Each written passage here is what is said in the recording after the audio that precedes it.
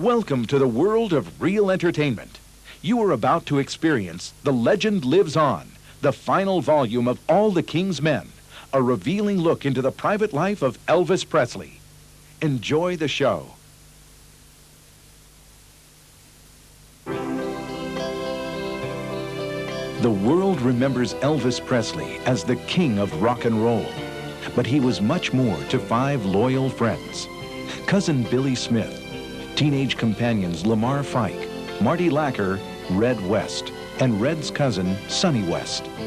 Because of their fierce devotion to Elvis, the 5 became known as the Memphis Mafia.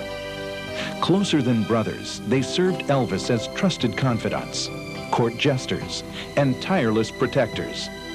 Join them now for the provocative, hilarious, moving, and endlessly fascinating tales of All the King's Men.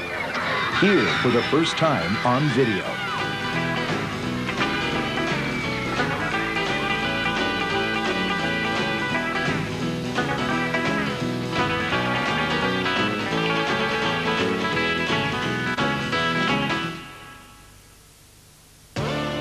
In his final years, the quality of Elvis Presley's performances declined along with his health. When those closest to him suggested that heavy drug use was ruining his life, Elvis turned a deaf ear. Among his most vocal critics were longtime confidants Red and Sonny West. In 1976, both were fired. The final chapter for Elvis began after Red and Sonny released a tell-all book, warning the king that he was on the brink of destruction. When he found out that they were doing a book, he went totally berserk. I mean, ranting and raving like a wild man. He would go through mood changes that you wouldn't believe. He would get over here and say, "Them dirty son of a bitches, I'll have them killed, so help me." He said, "If they even think they can get by with destroying my career," he said, "I'll kill them." It wouldn't be 30 minutes later, he said, "God, why?" He said, he said, "These were my group. I loved them. Why are they doing this to me?" I listened, and finally he said, "What do you think?" That was my opportunity. I'd listened to this shit for days, man. I mean, it was the same old thing over and over, and I had listened to it for days. And when he finally got to that point, which I knew he would sooner or later, I sat him down and I said, "Look," I said, "first of all," I said, "you got to realize, Elvis, that you fired them. They're out in the cold." I said, there's a big world out there. I said, "They don't understand." I said, "Because they got nowhere to go except for pounding the pavement and looking for a job." I said, that's all they got on their mind right now. And they're thinking, how could he do this to us? And so they're getting back at you, literally. And he would break down and he'd start crying. He said, "Man," he said, "don't they realize?" He said, "How many times have I fired him?" He said, "Don't they realize I take them back?" He said, "Don't they realize that?" I said, "No, they don't." I said, "Every time we was fired, believe it or not, we didn't know. We just literally didn't know if you'd take us back or if it was going to be just a temporary thing or if it was going to be from here on out." I said, "When you weed somebody out," I said, "you got a way of doing it. And it stands." I said, "Either they come back shortly or they're just gone." And I said, you can never get to you. I said, your group was that tight. Man, he would just, like I say, and then the next day he would think about it and go right back into the same thing over and over and go to ranting and raving and then turn right around. He had, like I say, he had these mood changes that was unbelievable. His mood swings, weight gain, and continued abuse of prescription drugs were a tragic prophecy of how Elvis Presley's life would end. The news of his passing on August 16, 1977, has been etched forever in the memories of those who loved him.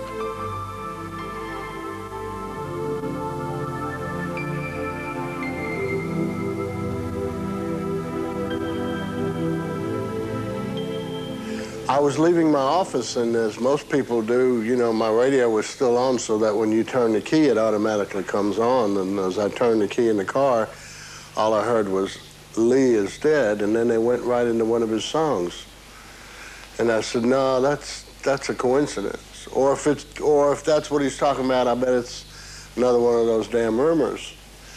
Well, as soon as the record was over, the disc jockey said, "The king in rock and roll, ladies and gentlemen, as we had just mentioned, Elvis Presley has died. Elvis Presley is dead." The moment he said it, I was just like stunned. I don't know what happened to me at that moment, but my car started heading for a pole on the curb.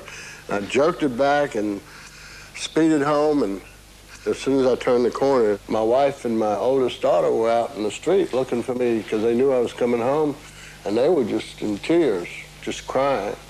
They were screaming at me, you know, is it true, is it true? And I said, I don't know, let me go in the house and call. So I went in to the house and called Graceland, and one of the guys answered, and I said, what is going on? And his first words to me is, Marty, he's gone. I just froze, you know. I you know, hearing it from them, you know, I knew it was true, and I really didn't know it. You know, my eyes started to well up, and he said, I gotta go for a minute, and he handed the phone to Lamar, and I said, Lamar, what happened? And he says, hey, you know, he died. I started crying. You know, I'll never forget Lamar saying to me, cut that shit out, we got enough of that here. And I said, yeah, but, you know, I loved him. And he said, we all do. And I said, Lamar, I can't talk no more. And I hung the phone up. I walked in that house, and it was just, boy, it was horrible. I just, you know, one thing after the other, it really became, I remember when Colonel told me my ears started ringing. I couldn't, you know, I couldn't hear. Everything started just sort of, you just couldn't believe it. Well, all I knew is I wanted to get as far away from my home as I could. And there wasn't no way, you know, I mean, I had to stay, but that was in my mind. I just had to get away. The next few days were really, you know, really tough. They really were. We didn't know it, but Elvis was already dead. Judy and I went, we had an Arabian mare that we had got, and a good friend of ours, Dr. Cohen, had this beautiful, beautiful stallion. So we went over there, and Dr. Cohen comes running out of the house, and I had given him a book 2 or 3 weeks earlier when we got him, and he had read the book. He come out saying, Sonny, you're not going to be a millionaire, you're going to be a zillionaire. And I looked at him, and I said, Elvis died. He said, yeah, didn't you know? I said, oh, God, man. I let go of the horse, I fell to my knee, and I bawled like a baby. I could only think of the good things that he had done. Nothing bad, all good. I was working on Black Sheep Squadron. We were rehearsing the scene, Robert Conrad and myself, and Chuck Courtney, the stunt coordinator, had been out in the trailer listening to the radio, and he come running in there and said, man, I just heard that Elvis Presley died. And I don't know how to describe it, you know. I expected it when I left. I knew it was coming, but when I heard it, it hit me like a ton of bricks, you know. And I said, well, that's it, I can't rehearse. You know, I went outside and I went off by myself. And Conrad, something you never do, the show must go on. We stopped shooting for almost half a day, and everybody just sit there. But I remember in a few minutes, my wife came over. We lived close by the set. My wife and my sons came over, and they were crying, and we got together and hugged each other, just held on to each other, and like I said, I knew it was coming, but I wasn't ready for it. Yeah. And you know, all these things flashed through my mind back from the time we met and till the end. In the early years of Elvis Presley's celebrity, complex bonds were beginning to form that would tie the Memphis Mafia together with Elvis for more than 20 years. But in the beginning, Elvis and the King's men pursued a simple and common goal: to have fun wherever they could find it. We had some funny things happen when we were dating. We met 2 girls, and I lived in Hurt Village at this time, and just my mother and myself. My mother had this little single bed and a bad back to go with it, so she had a big piece of plywood that she put between the mattresses, which made the bed extremely heavy anyway. And my room was across the way, had a big nice bed, so Elvis and I brought our dates over. This is where we could get away from everybody, and he went to my mother's room, and I went to my room, and anyway, a little while later, I heard this crash, you know, it sounded like the house was coming down. And me and the lady I was with went running over there in semi-dress, and there he and his date are on the floor. The bed is broken, the plywood is split, and they're just dying laughing. Buck. And I said, y'all all right? He said, yeah, but your mama's bed ain't worth a shit anymore. Some funny stories that went on in those early days. Elvis always liked fireworks. Every holiday, no matter where he was, we'd stop on the side of the road somewhere and have a fireworks shootout with Roman candles. Well, he went out and bought a big, huge box of fireworks, rockets, Roman candles, everything. I had Roman candles one time. We were having a Roman candles fight, and I was aiming at boy, and all of a sudden 3 or 4 of the balls come out the back end and hit me. Fired in reverse, and it just burned a hole in my clothes, my chest, everything. It scared me to death. Well, one time, all the wives were inside this glass, you know, what is now the jungle room. They're all sitting in there watching the boys out there with all these fireworks. And one of these things went and hit the side of the house, went up underneath, got somehow lodged up in the wall. And we were up there shooting, and we kept looking inside, and the place was getting smoky. In there where the wives were. You could see the people? We could see the wives in there, you know. And we kept watching, and finally they come flying out of the house, you know, and the house was on fire, right out front. And Elvis said, Sonny, put that fire out. Okay, boss. We're still shooting fireworks and rockets. Sonny got a sledgehammer, and he knocked a hole this big in the side of Graceland, and there's a fire there. He got the hose and put it out, and we never slowed down, you know, never slowed down. There were the movies on some nights and the bumper cars at the fairgrounds. He'd rent the whole fairgrounds at night when it's closed. We'd ride these things all night. You know, there was always competition. Head on, you know, and you weren't supposed to hit head on in those things in the regular hours. Well, all the rules were out. And you're riding all night with this electric thing, you know, it's like an electric trolley car. You just got to make a connection. The sparks are flying, and this metal dust is coming up. And every morning when we got home, your nose was caked with black, your face was black, but we would knock the hell out of each other all night long. You know, we were a little younger then. And we did this every night. We're paying the price now. Yeah, we're paying the price now, right. But we had fun. This was back in the early days, and he was looking for all kind of ways to have fun, and we had it. Elvis Presley especially loved the times he spent in his blue Hawaii. Surrounded by his tight-knit group of close friends, Elvis saw the islands as a place to escape from the crushing pressures of his professional life.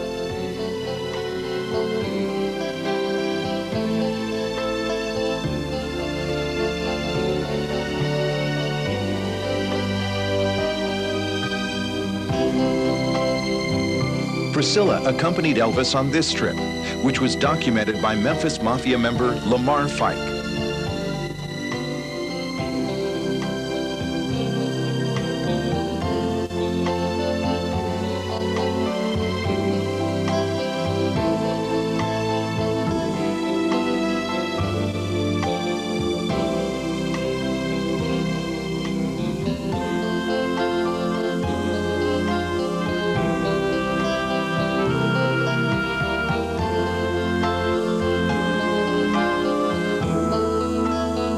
The vacation was an effort to give Elvis some much-needed rest before starting his 1968 comeback TV special.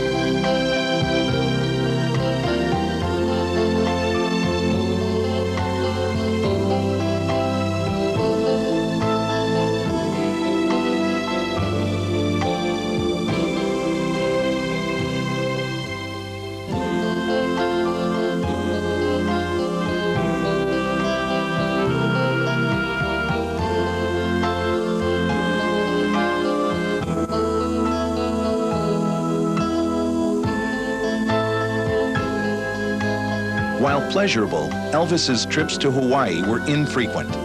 Most of his recreation took place at Graceland, Hollywood, or Las Vegas.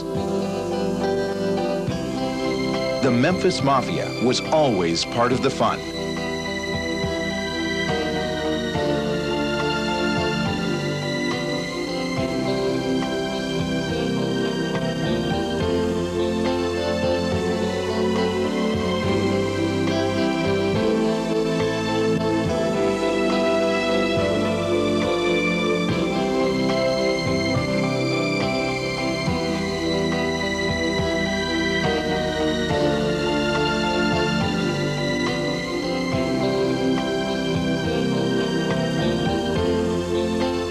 Elvis loved to play football. He wanted to do the things that he didn't get to do in high school, you know. So he started in Memphis. He had the EP Enterprise, and we had some pretty good Coast City champions in that league. We had some pretty good football players. Yeah. He bought uniforms, he bought refreshments. We, one time, even had cheerleaders. It's the first guy I know.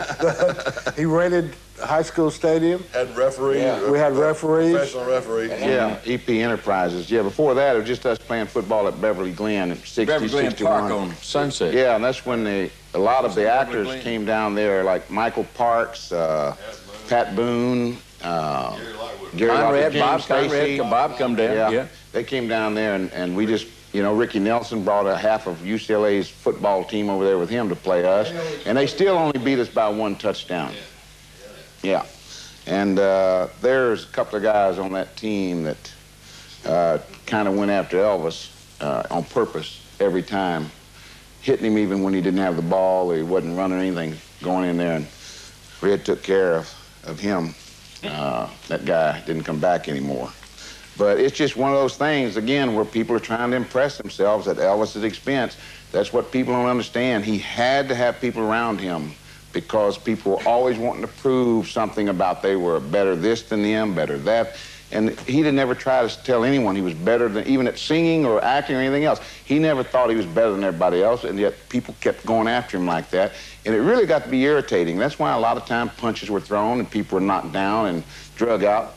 One game, we were over there playing, and this one guy kept going after Elvis. And ended up, him and Red got in a fight.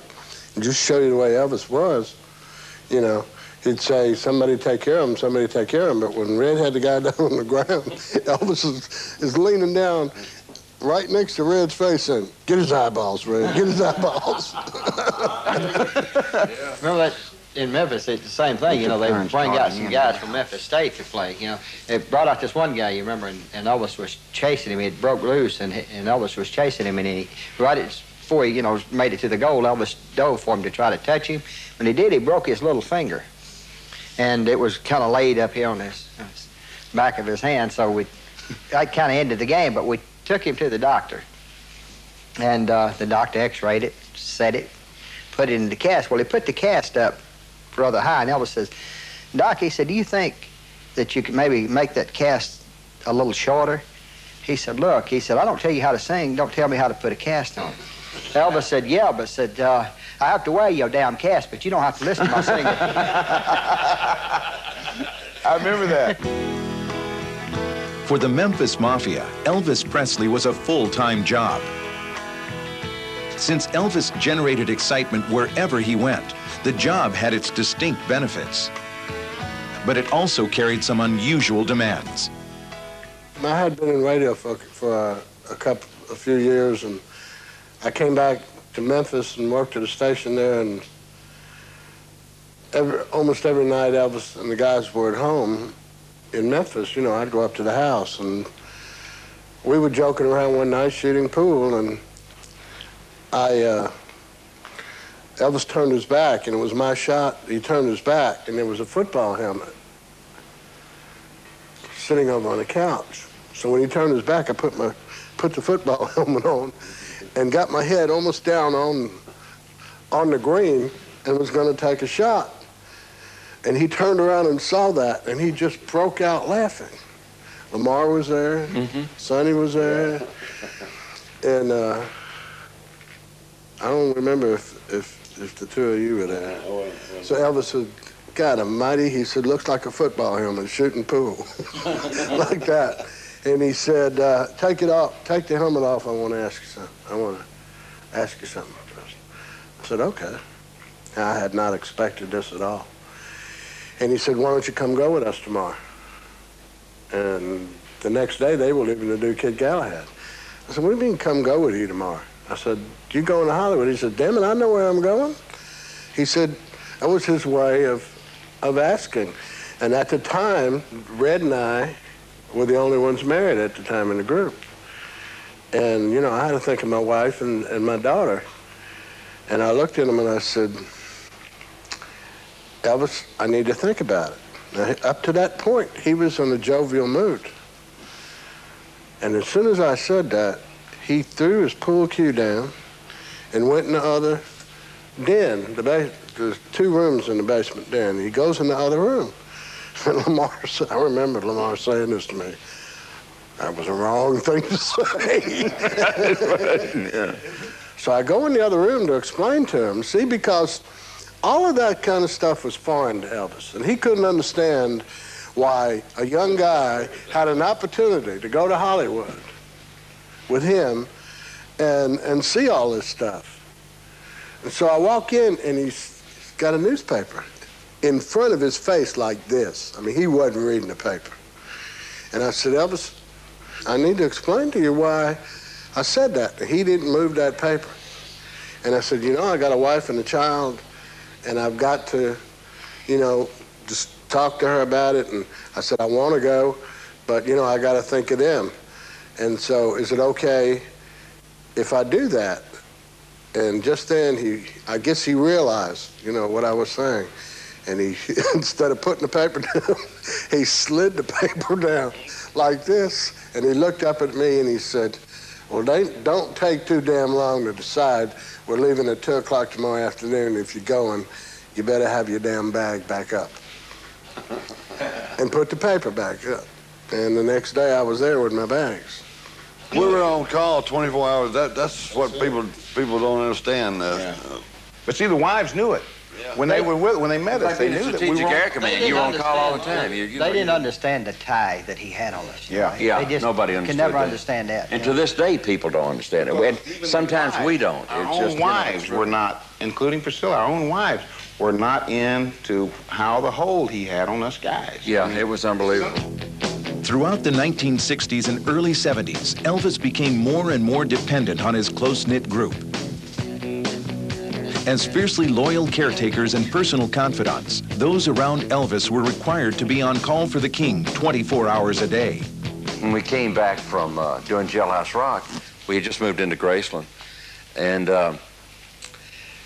Elvis said, look, he said, I have nightmares. He said, you know what? I said, I've already been through one of them in Hollywood. And he said, well, just come on up there and stay with him. So I went up there, and he had, you know how enormous that king-size bed he had up there, probably the biggest king-size bed I'd ever seen in my life. And so I slept on the right-hand side of the bed, and Elvis slept on the left, and we had a lot of space between us. And about, I guess it was probably 10, 11 o'clock in the morning, and I heard this talking, and it was pitch black in that room, and how dark we kept it.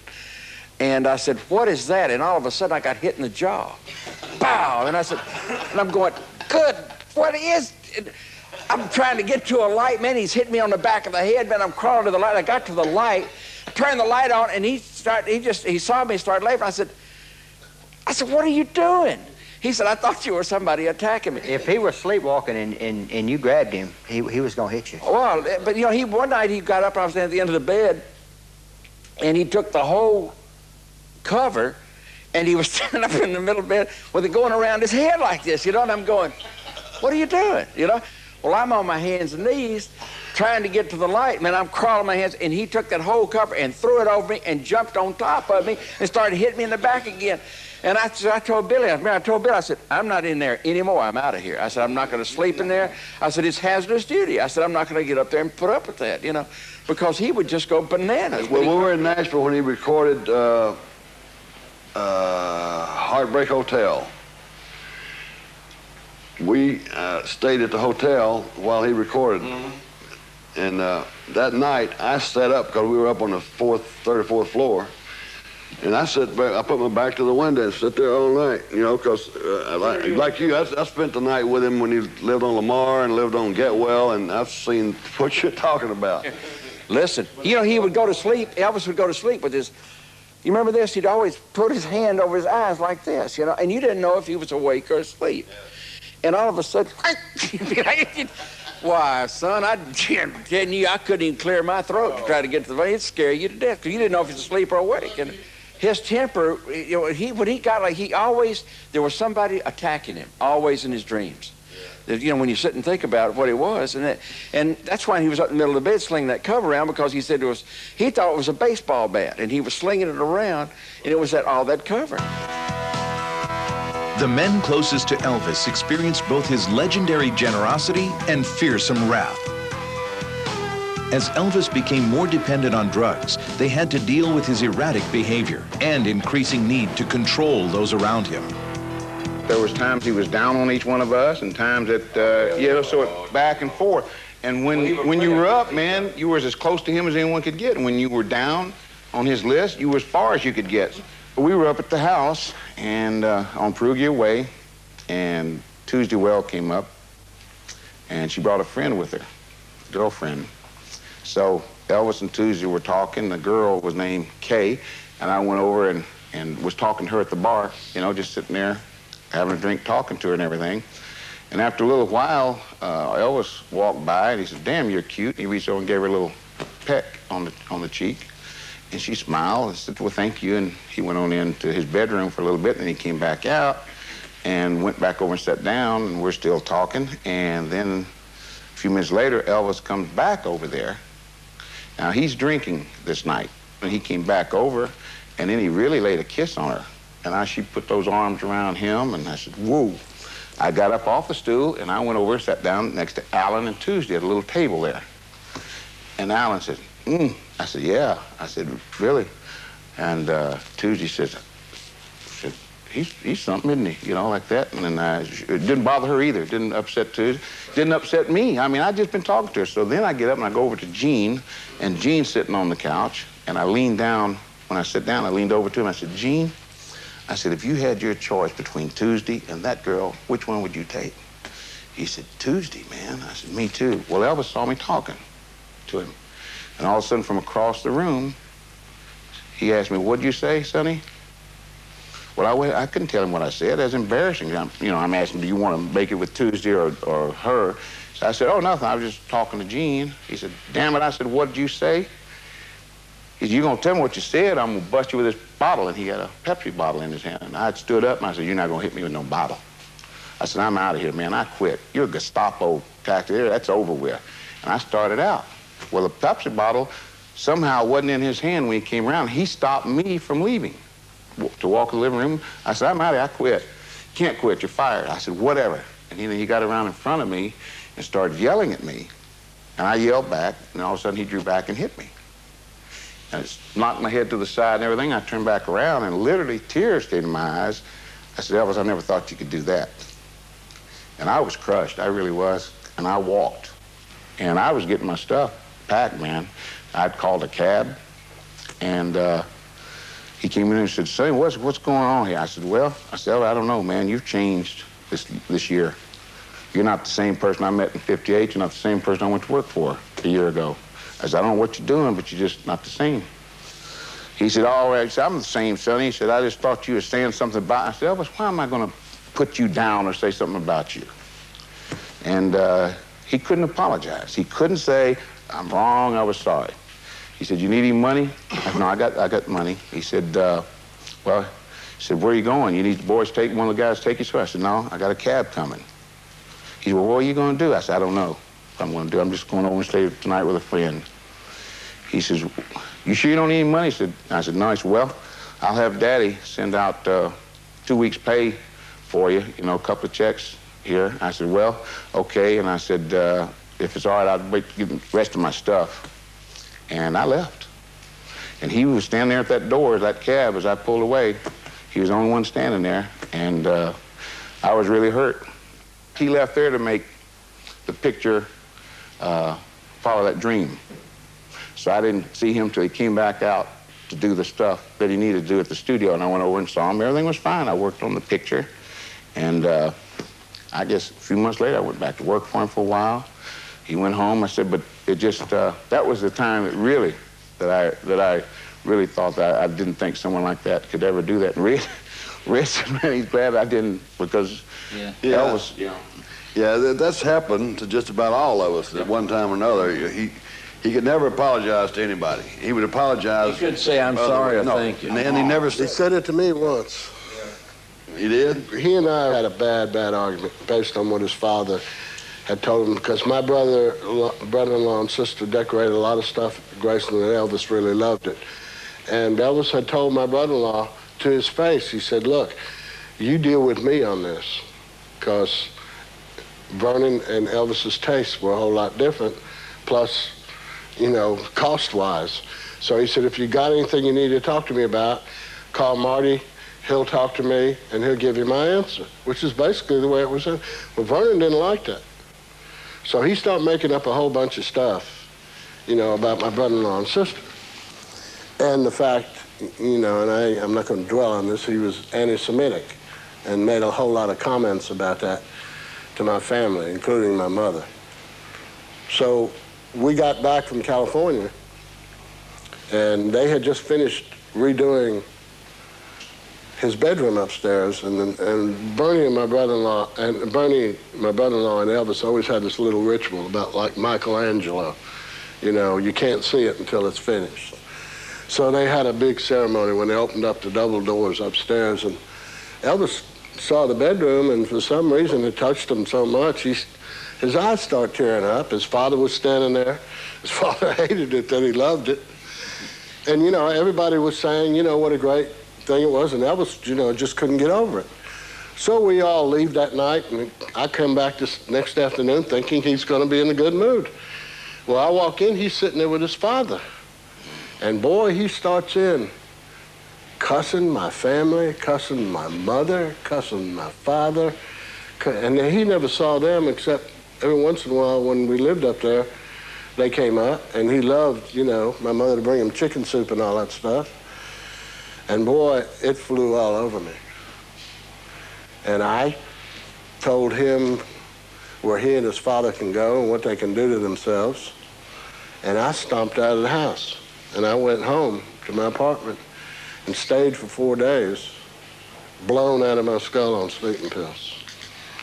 And on the 4th day, I finally came out of it a little, and I said, because I was hurt. And I said, well, I'm going to go back up there just to see what the relationship is and see if I get in. So I go up there, and there's nobody upstairs in the upstairs den, and the maid tells me that they're all downstairs in the basement. I go downstairs in the basement. Elvis and his father sitting on the couch, and he gets up, and his father gets up, and I didn't know how he was going to act. And he said, well, how you doing? And I said, and I was in a bad mood. And I said, I'm all right. I'd never acted this way to him before. And he looked at me, and that's when I got the shock. And he says, I'm sorry. He actually said to me, I'm sorry for what I said, and I shouldn't. And I looked at him. I was still mad, and I said, Elvis, you know, I care about you a lot, but don't ever do that again. And I would never say nothing like that to him any other time. He knew how to push the buttons, and when he pushed them, I mean, I've read myself, Sonny, Marty, Bill, I've seen us all double up. I mean, he's doubled us up in pain because he knew what to do, because we were so loyal. If I ever learned anything in my life, even to this day, I learned loyalty from being around him and this group. And it's always been there. And to this day, I can't understand that kind of a hold. And I swore after Elvis passed away, nobody'd ever have that kind of hold, except for my wife. I mean, it's a different situation. But nobody'd have that kind of power over me again. You know, I mean, it's because I could not explain it. And I don't think any of the rest None of us can. Jude and I were going to get married, and Elvis, we were going to get married back in Memphis. And we weren't planning to get married at that time because we were saving up our money to get married. And making the money we did, it took a little while to save it up. We'd been going together for 2 years. And Elvis decided that he was going to get us married and that he was going to pay for it. Don't worry about it.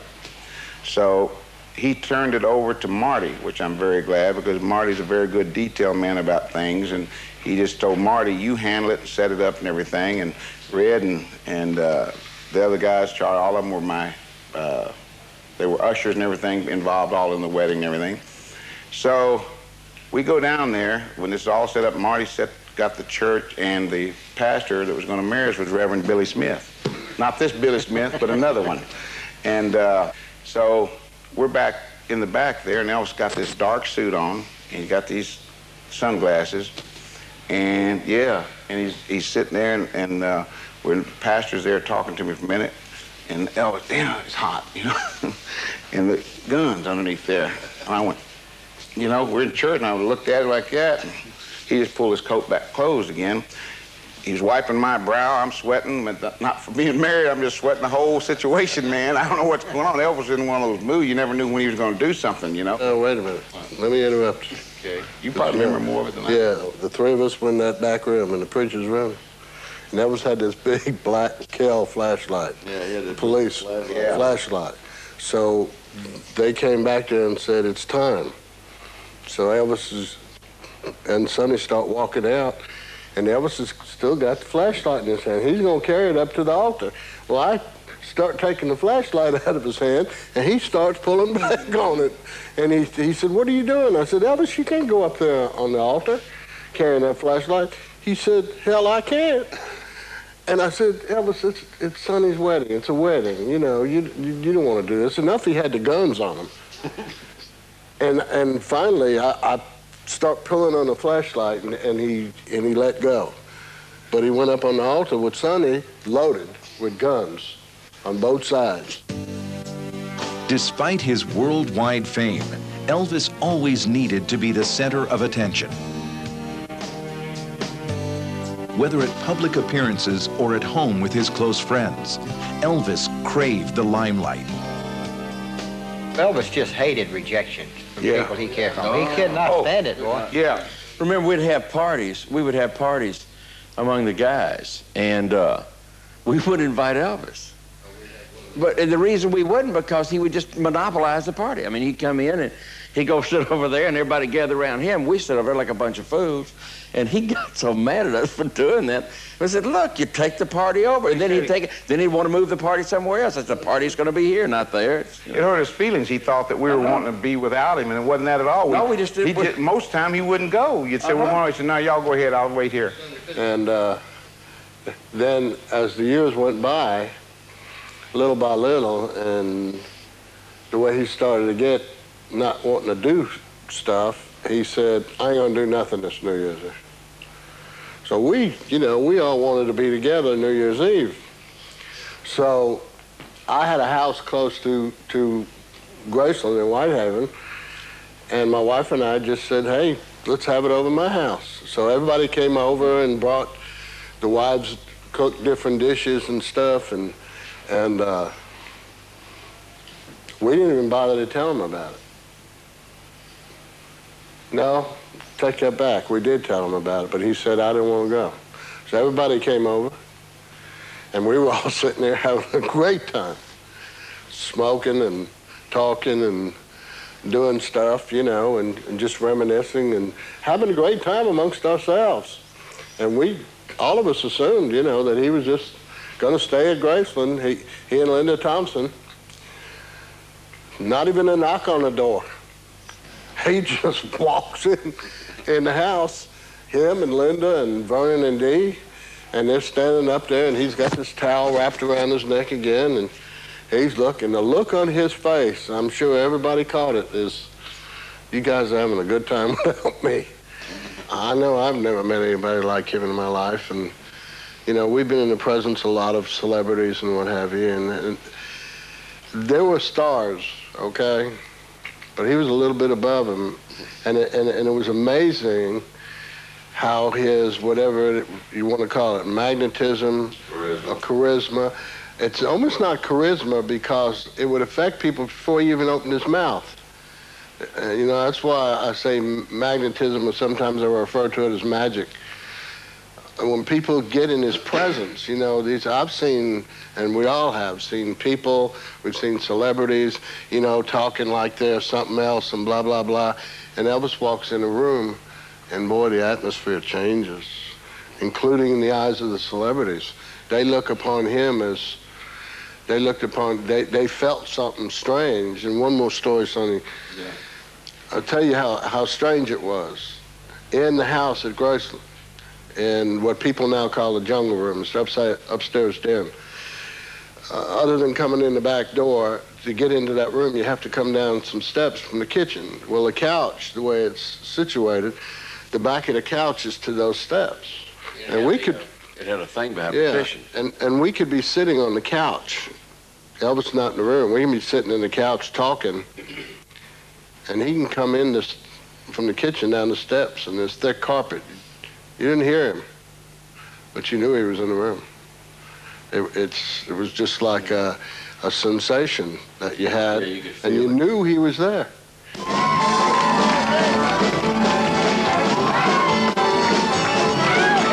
Today, Elvis is recognized as an icon who defined a generation.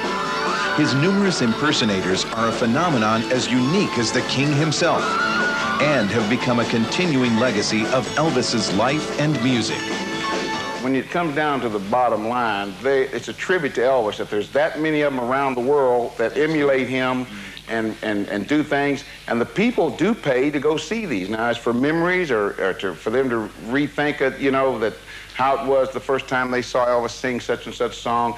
And that's what a lot of them explained to me. He said, I look at him, I listen to it, and it's like in my mind, it's like when I was there with Elvis when he was performing. So, you know, it's a tribute to him and the estate at one time, which they were about to make a big, bad mistake, starting to control this and stop it.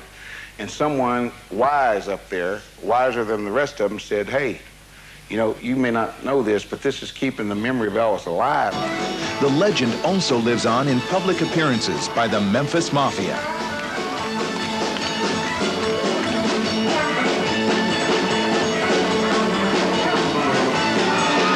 Ever loyal to Elvis, they share their memories with fans, still hungry for a glimpse of life with the king. I'm just thrilled that I was able to meet him, but the biggest thing of all is I would not take $100 million for my years with Elvis, because I am part, through him, of history that I didn't know I was a part of at the time. Elvis was the greatest entertainer that ever lived or ever will live, as far as I'm concerned. Think about the good things that Elvis did, which were numerous for everybody. And he was a good-hearted guy, and he was just, I think, a kid in a man's body that couldn't handle the celebrity, and it finally got him, but he did a lot of good while he was here. In the end, 5 lives have been bonded together by the music and personality of one man. He was the glue that held us all together. There were so many, I mean, like I had said this earlier, the good far outweighed the bad. Not think of them, maybe not every day, you know, but you hear songs and you know he could have sung the hell out of them. I see comedians and hear jokes and think of how we would all, you know, think it was funny. I picture us just falling on the floor laughing, him included. Every day, in 20 years almost since he died, think about him in one way or another, or somebody will call me about something, wanting this, that, and the other. And it's funny, I see some of these, one comedian in particular that I won't mention, I watched him one day, and whenever I hear anything cruel about him, I could kill that son of a bitch, just said it, because they don't know. They don't know what they're talking about. They don't know the guy, how good he was to everybody. Yeah, I think about it, and I will till the day I die. The thing about him, he was such a part of our lives, you know. He was just everything with you, and he was always with you, and it was one of those things where you know, we just, everything, I guess outside of my father, he was the closest thing I had. And when we lost him, we sort of all lost part of ourselves. We never, ever recovered. Something connects with you every day about him. It's, you see a movie or something, you think, God, Elvis would have really loved this. Or you hear a new singer and you think, boy, he would really have loved like Mariah Carey, you know. And it's just, it's something that you're never gonna be rid of it. When you're as close as we were to this guy and the things that he did for us over the years, it just, it's something that you will all take to the grave with us. It's something I don't ever want to get away from it as far as that. I don't want to continually talk about it necessarily, but I've got these thoughts and memories in my heart, in my mind, and I'll hold on to them. You know, I've always heard the expression, if you die and you got 5 friends, you know, you're pretty lucky. We're all pretty lucky.